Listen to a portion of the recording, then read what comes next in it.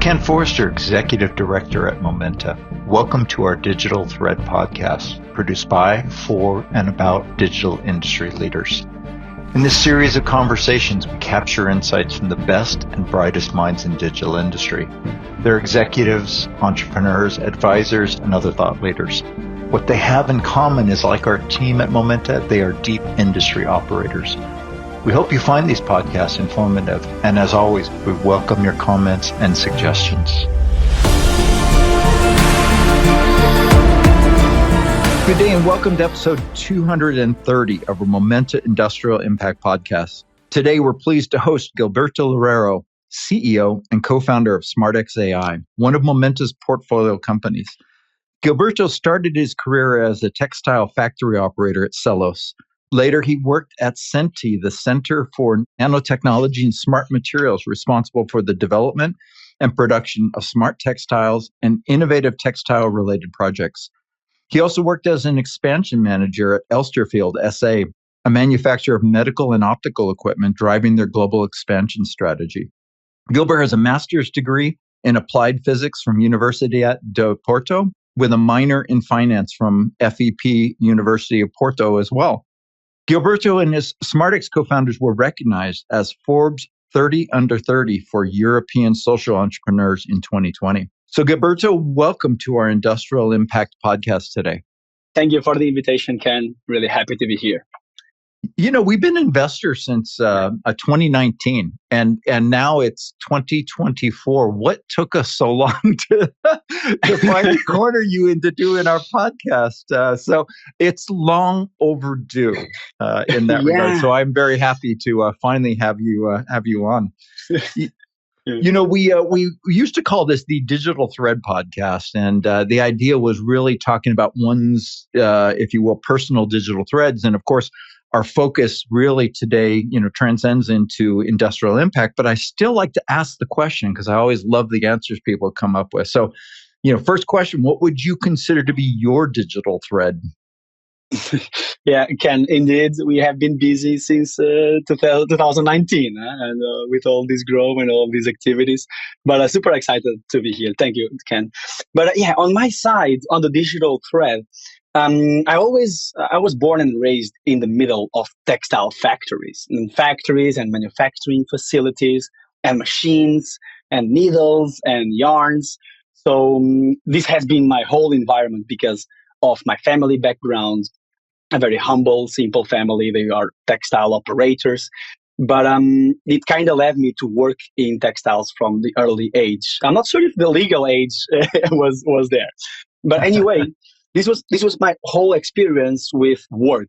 And my father, he always has been telling me to work hard and harder. They don't have weekends. They don't have normal stuff. But on this process, I was in school studying physics. And on this process, I found this huge passion for solving problems and technology and physics. Physics was my real passion there. So I think this whole thing together, textiles and physics, these are two worlds that they don't usually touch each other. And we see that more and more these days. As long as we went to college, I met my co-founders.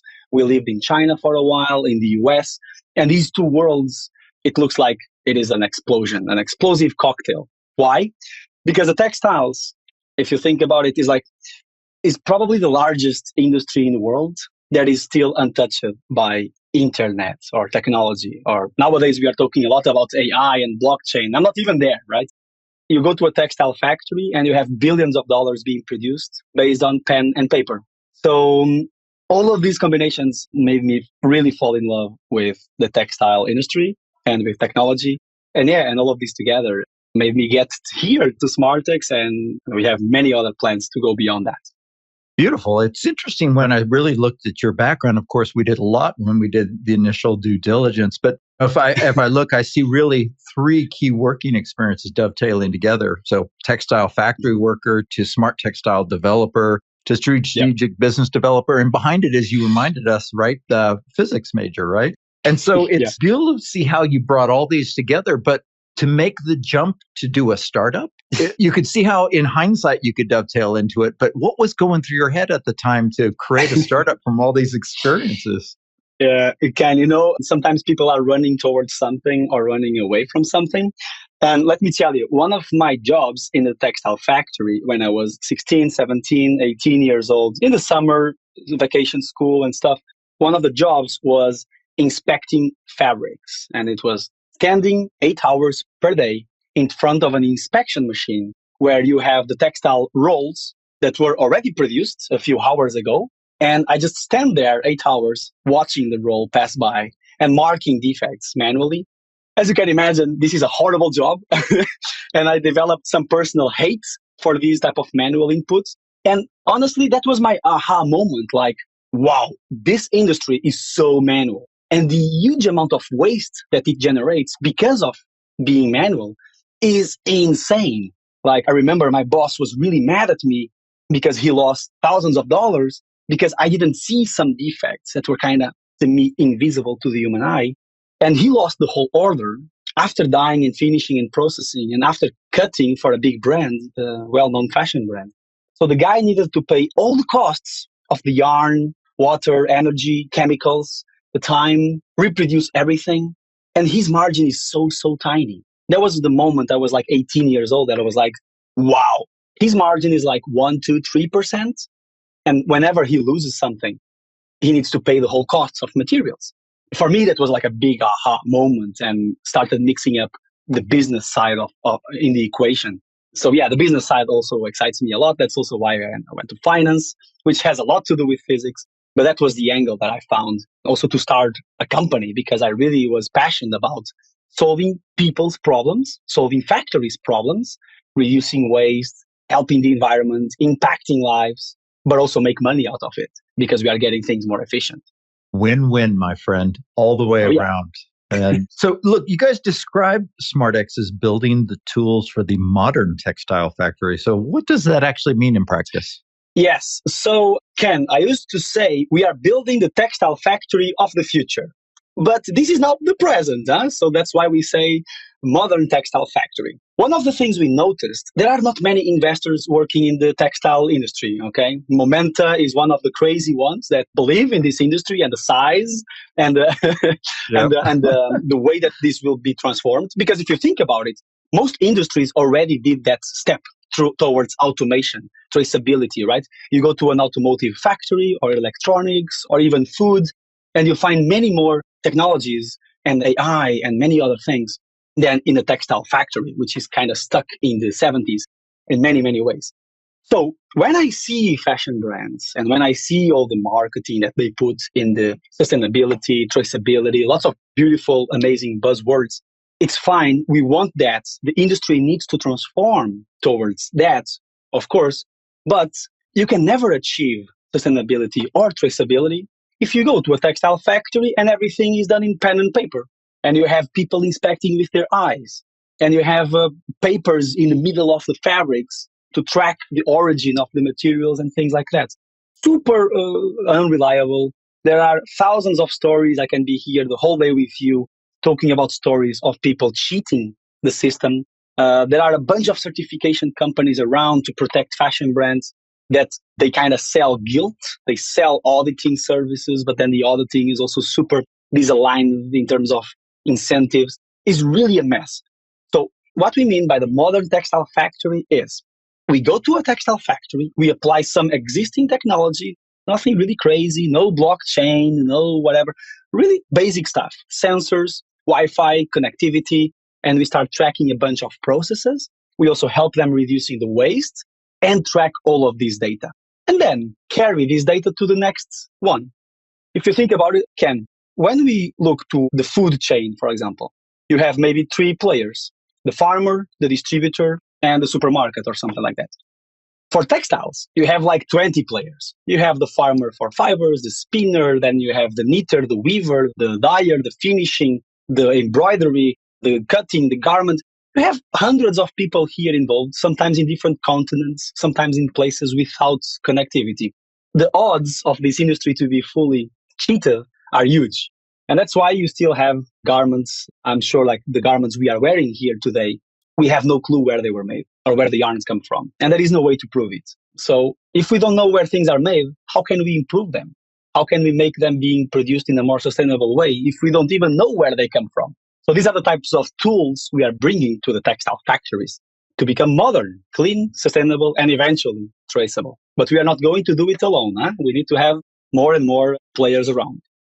So I love your focus there on sustainability and traceability as longer term goals. In fact, you stand as probably one of our strongest portfolio companies in terms of exemplifying industrial impact in action. I've personally really enjoyed your regular investor updates outlining, shall I say, your passion for impact and your actual impact, right? Can you share some of the impact highlights you're most proud of? Yeah, actually, a few weeks ago, we got to 1 million kilos of fabrics saved. For those that don't know Smartex, we install cameras inside textile machines. And these cameras, they do real-time inspection so we can act in real time on the machine.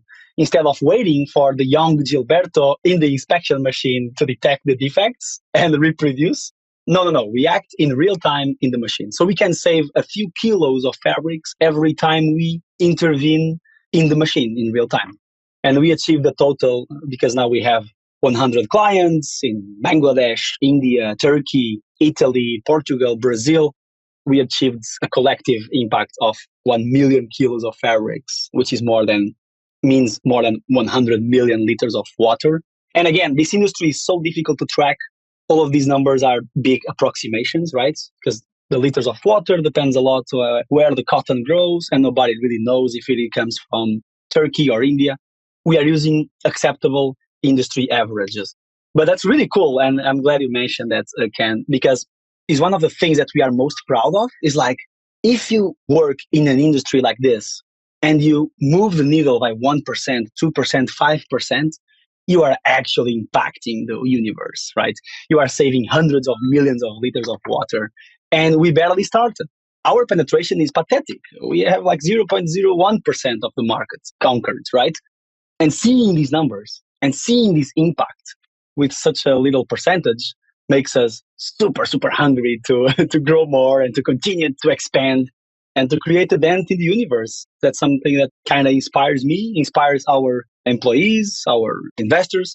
It's like we could be working in something more like optimizing the search engine for luxury sales, whatever, optimizing Louis Vuitton bags, sales conversion rates in the websites. We could be working in something like that.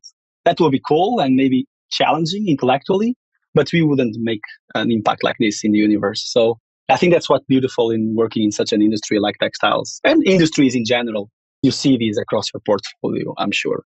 It's really, really cool. Yeah. And I tell people we're not an impact investor. We're not directly investing in ESG, if you will, mandates. But I tell you, and you said it earlier, right? Sensors, wiring, connectivity, bringing it all together. And then all of a sudden, you're providing what many like to call the digital twin for the plant. And the things that you can do on top of that enable Industry 5, right? So, sustainability, resilience, human centricity, if you will, or I like to call it productivity, people, and planet. But the beauty is it is a predictable outcome of the areas we invest in technology and the work that you're doing. And so industrial impact is kind of, we're happenstantial impact investors, I like to say. But the beauty is I believe that our portfolio makes a greater impact than probably many direct ESG investors who are literally just looking to invest in the impact. It's sustainable impact, if you want to call it that, right? So, so in some sense, not only have we enjoyed your investor updates, but from time to time, and of course with your permission, we do share those as best practices with some of our other portfolio companies, right? And our ecosystem. Anyway, so you founded the company in Porto, Portugal. Tell me, what's the startup scene like in Portugal? Yeah, it's a small country, okay, a relatively small economy, but there is a particularity here. I'm living in Porto, but originally my family is from another place. But Porto, I would say maybe together with Istanbul, might be the two only places in the world that we could have all the checkboxes to build such a company. Because we need to have access to talent, software, like world-class companies that are here, like Revolut Software, Continental, like lots of international software companies are around. So we have the software talent, and we have a massive textile hub next door. We are 1 hour driving from the second largest textile hub in Europe. Also because Inditex, so Zara, Massimo Dutti, Bershka, Pull&Bear, all of these brands, they are from Inditex, which is 2 hours driving from here in North Spain. So it makes this hub very interesting in terms of time zone to work with the US and Asia. It's a nice place. We can convince people from the US, Canada, Brazil, UK to move to Porto. We are still a bit old fashioned, Ken. We still ask people to come to the office most of the times. Okay. We have hardware, software, network. So we prefer to be everybody in the same place.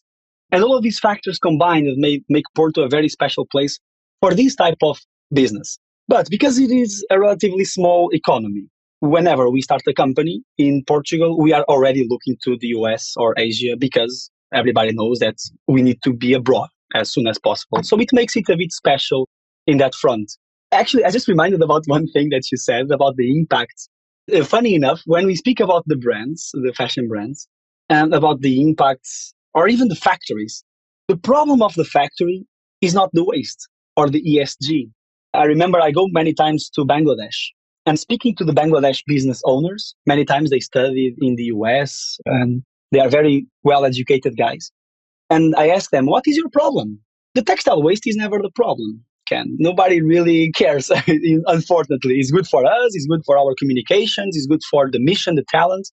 But our clients, the textile guys, they don't really care about the waste. So we always talk about the waste with them, but in a different way. We talk about their margins, or their workers or other things that they are losing because these conversations of kilos of fabrics or liters of water, usually they don't really ring a bell to our clients. I just remembered it because from Porto and from Portugal, we see lots of Portuguese manufacturers caring about that. But most of the world's textiles production doesn't happen in Europe. It happens in Turkey, India, Bangladesh, China. And that's a different mindset. So creating a company from Porto, but selling it abroad, we need to be very, very flexible in the mindset wise, because we are speaking with people with completely different ways of thinking and operating. So it also brings some cool challenges for us. I've been lucky to be part of the EU Commission work on Industry 5. And of course, I mentioned sustainability, resilience, human centricity. I had a chance to read a new report from B of A, Wall Street analyst firm, recently. And they've literally on the third page of all trends globally that they're tracking, Industry X in some sense, right? But what was beauty is the way they refer to it is Industry 1, mechanization, Industry 2, electrification, Industry 3, automation, Industry 4, digitization, Industry 5, humanization. And I guess the first time I've actually seen one term be used to kind of predict where things are going to go. And so when you start talking about the workers, that's a part of the human centricity part of Industry 5, but it's something that I think people are beginning to see the future will, in essence, become more human-centric, if you will, factory workers, right? The use of AI to augment, if you will, skills and things like that. So it's interesting to kind of hear that coming off of just reading this forecast yesterday. Yeah, it's funny that ChatGPT looks like he's threatening more accountants and lawyers than textile workers. Right? Yeah. That's it. Yeah. That's it. And in fact, I saw something the last couple of days about the number of young people in the United States who are going back to traditional trades now, electricians, plumbers, right, welders, that kind of stuff. And so maybe this is going to be a very different future than once we had predicted. So completely. Yeah. Anyways, look, I know you guys have had quite a trajectory. So most recently, you closed a $24.7 million Series A round roughly about a year ago. Of course, we've been proud investors since 2019, and we've really enjoyed being part of your growth. I have to ask, to what do you attribute this strong interest from investors? Yeah, our main investors are Lightspeed Ventures, Tony Fadell, SOSV. We always optimize it for the quality of the investors, then the valuation or the percentage of dilution and things like that. I think that in general, that's a good advice for every startup. Whenever is your bottleneck, try to find an investor that helps you there. When we were starting, we would need lots of investors with hardware and electronics and industry experience. And that's why Momenta was a big investor in the beginning, SOSV, which is a hardware accelerator, DCVC, Data Collective, which is a machine learning AI experts. So I would in general advise founders to really optimize for the investor quality and not for anything else. And things will flow in the right direction. That's first. But the other thing that everybody is looking, and I feel it when I speak with investors, is like we are actually solving a real pain, right? We are not inventing here like some nice to have, some vitamin. No. We are talking about an aspirin that is a pain. People are losing money, losing resources. That is a massive hidden problem that nobody knows because nobody really goes to textile factories, right? It's not the most sexy place. If you are an engineer, you might prefer to work for Meta or Google than work for the local textile factory in Turkey, right? So there is a massive hidden problem of hundreds of billions of dollars of impact. There is a clear like pain from the clients. And then the timing is not a detail here. I would say if we tried to do these type of solutions 10 years ago, wouldn't be possible because of all the connectivity. Internet in the factories will be a huge problem. Also, the price points, cameras are now much more affordable than 10 years ago because of all of this smartphone thing. Like Tony Fadell, father of the iPod and iPhone, he's helping us a lot with cameras, lenses, suppliers. So we are able to provide a price point that it's finally possible for textile factories to afford it. All right. They are not going to pay hundreds of millions of dollars for automation solution. It's a very price sensitive industry. So all of these combined made it an explosive cocktail. And that's fortunately, we have been having lots of success when we fundraise, always oversubscribed, always very, very tough to fit all the investors in the rounds. There is one last thing that I might comment that is like, we have a very strong culture of no massages, no dramas. We are very frugal type of mentality. We are very crazy hardworking, Sundays, Saturdays, nights. I mean, it's something that is kind of part of our DNA, and some people love it, some people hate it. But I would say this is fundamental to change an industry like textiles. It is not easy to find people that are willing to travel to Bangladesh and India and Turkey or to the middle of the jungle in Brazil to install hardware, deploy software and stuff. It is a tough life. We are dirty hands type of people. We need to roll up our sleeves. And if you really want to change the world, you are not going to do it from Paris or London. You need to go to the places where the actual problem is. And I think because we have that angle in Smartex, we are implementing high-tech technology like machine learning, cameras, PCBs in these places. I think that's also something that is really attractive for investors because not many startups will be able or have the courage or the grit to do this. I usually tell my investors, if competition comes, it's not coming from Silicon Valley. Most likely, it will come from a place like Turkey or India or China because you cannot solve this industry with certain standards that engineers in Silicon Valley have. I mean, not saying bad things about them, they are great, but it's not so easy to find a software engineer that is willing to spend 2 months in the middle of the jungle or travel in economy class to Dhaka or to Lahore, Karachi. So these are the types of things that I believe really attract investors, and we do it with all the pleasure because it's part of our DNA. When we first started Momenta, the term Internet of Things, certainly it was hot. And of course, we made some of our initial investments in companies like ThingWorks that quote probably brought a lot of that trend together. But because we had an industrial background, we constantly remind ourselves that IT is Internet of and OT is of things, right? And we forget that the of things requires exactly what you said. You have to be out there. You have to roll up your sleeves. You have to install equipment, right? The Internet of is a nice part of it and certainly partially required in that, but it requires that whole formula to be an industrial tech company like you guys are. So I like the way you've described it. So look, I know Smartex is almost 7 years old now. Knowing what you know now, what advice would you have given yourself at the start of this journey? Oh yeah, run.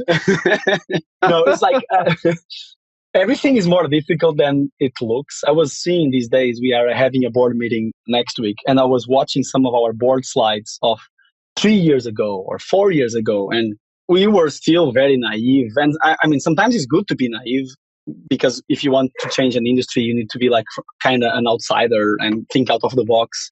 But everything is more difficult than it looks. The growth, the hardware, the reliability, the scalability is a bunch of punches in the face from clients, we need to really deal well with rejection. or like politics stuff, for example, because we kind of threaten sometimes the workers, the textile workers. Sometimes they think that they are going to be replaced by technology, right? So sometimes we have people in the factory that are trying to kill our system, like there are very lots of challenges. I would maybe say the advice for the younger Gilberto would be really, really focus on culture and people as the priority zero type of thing. Because if we have the right people in place, assuming we have a great mission and a great product, which we do, if we have these two things, great people to work with and great mission, great products, these two things, they create also an amazing combination that makes really people happy. I have this definition of happiness, which is like happiness is the delta between the expectations you have about something and the reality, how it happens to be.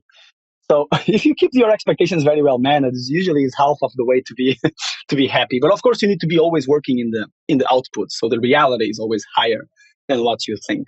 And for what I'm seeing in Smartex and in my clients and in the industry, people having an amazing team around, that should be always the priority number zero for us. And it has been, but I would reinforce that advice for my younger self.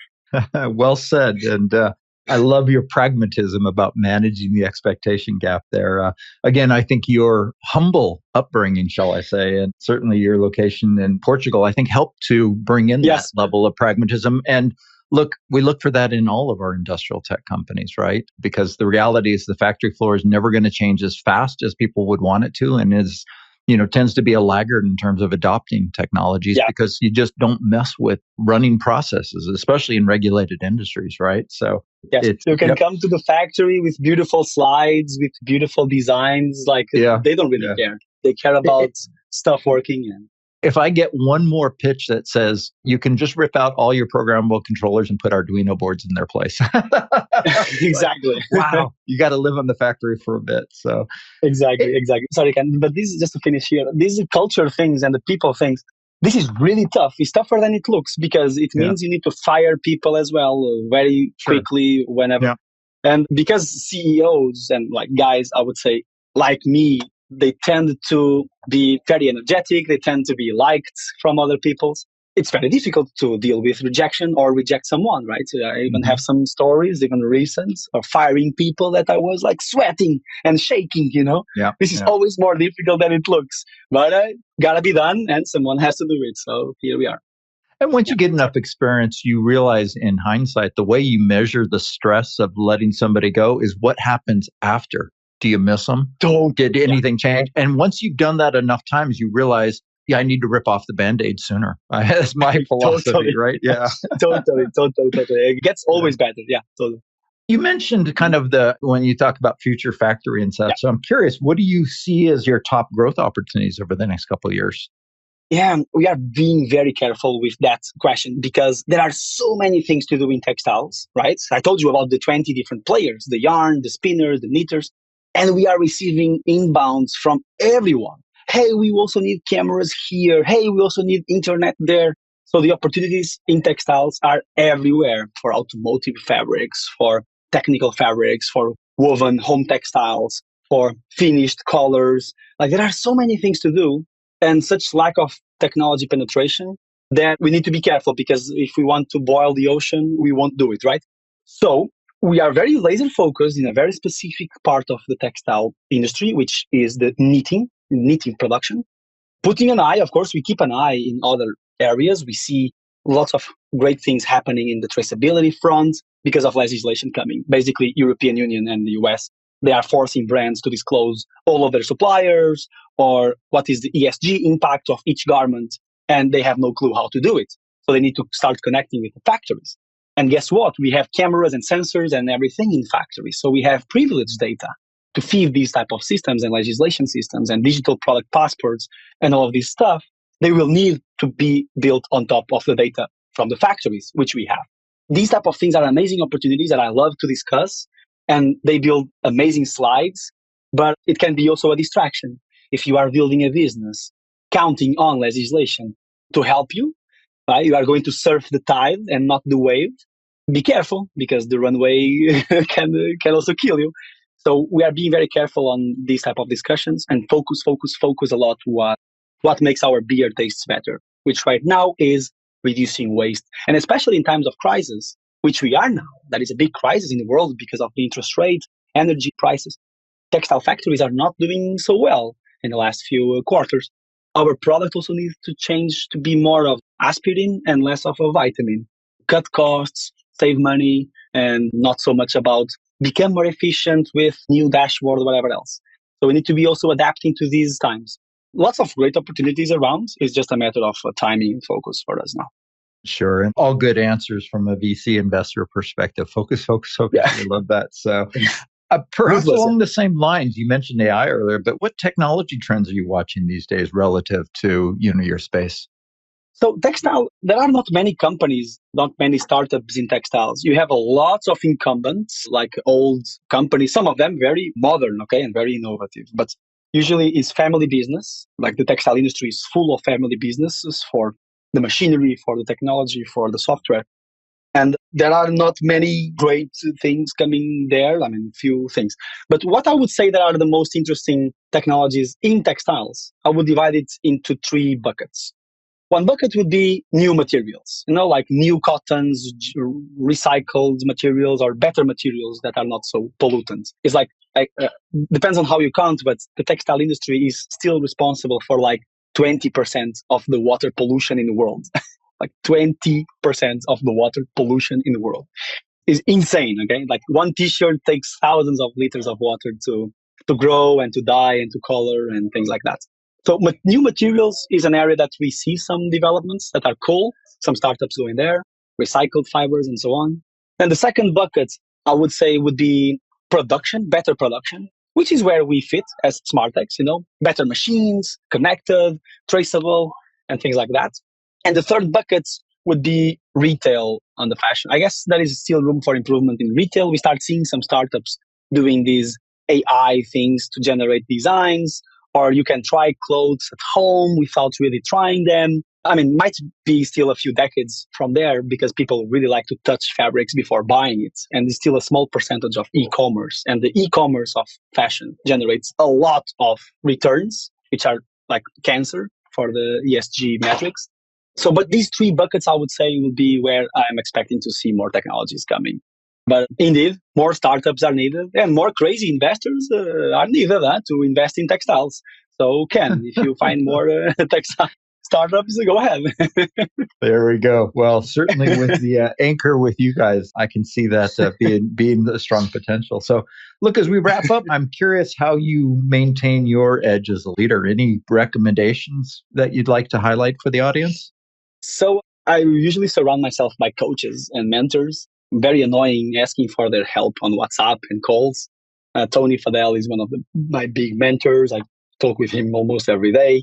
But also lots of books and podcasts. So for example, Crossing the Chasm for me is still in my top 3 books. And you suggested me a few years ago, changed my life in the way I still do business today. But other amazing books like The Great CEO Within is one of my Bibles. Build from Tony Fadell or Ben Horowitz books. Hard Things About Hard Things or What You Do Is Who You Are. Thinking Fast and Slow from Daniel Kahneman. He died a few days ago. These type of books, I'm now reading one that is like my new Bible, which is Fall in Love with the Problem, Not with the Solution. I'm always consuming this content, books, podcasts, mentors, and keep asking stupid questions. Keep humble and don't play smart. And if you are the smartest guy in the room, you are in the wrong room. I continue to consume this type of content. Like Spin Selling is also one of my favorite new books to help me selling with questions and leading with questions. I love also another book called The Messy Middle. It's more of a products type of book, how to build products for these industries. And so it's about these type of pieces of content. And of course, this podcast, Ken, which I am a loyal follower from a while. Well, I appreciate that spin selling. Exactly. Exactly. Yeah. Well, great list of books. And for the listeners, we will have that as part of the transcript as well. So you can see all the great books that Gilberto has recommended. So Gilberto, thank you for this time and for these insights today. My pleasure, Ken. Thank you so much. So this has been Gilberto Loureiro, CEO and co-founder of Smartex.ai. Thank you for listening. And please join us for the next episode of our Industrial Impact Podcast. We wish you an impactful day. You've been listening to the Momenta Digital Thread podcast series. We hope you've enjoyed the discussion, and as always, we welcome your comments and suggestions. Please check our website at momenta.one for archive versions of podcasts, as well as resources to help with your digital industry journey. Thank you for listening.